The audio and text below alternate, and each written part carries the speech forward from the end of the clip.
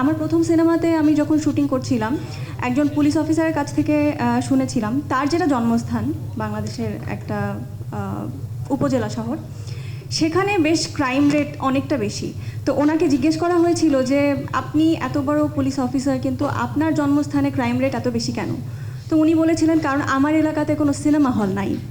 তো সিনেমা এমন একটা জিনিস বা চলচ্চিত্র যেটা আমাদের শৈল্পিক মানসিকতা তৈরিতে না শুধুমাত্র অনেক নেগেটিভ জিনিস থেকে দূরে থাকতেও একটা বড় ইম্প্যাক্ট রাখে।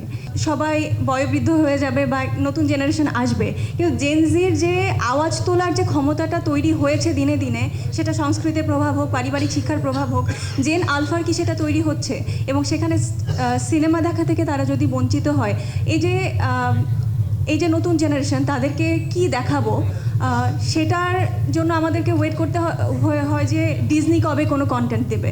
কিন্তু এই কন্টেন্ট বাংলাদেশ থেকে কেন আসে না?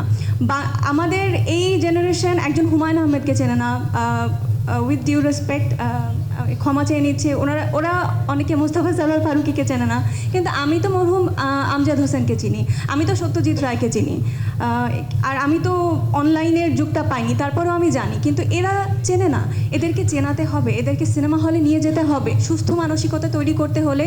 এবং ভবিষ্যতেও যদি কোনো ব্যতিক্রম কোনো বা যদি কোনো কি বলবো প্রতিকূল কোনো পরিবেশ তৈরি হয়, সেক্ষেত্রেও যেন ওরা আওয়াজ তুলতে পারে, সেজন্য চলচ্চিত্র দেখার অভ্যাস ওদের মধ্যে তৈরি করতে হবে।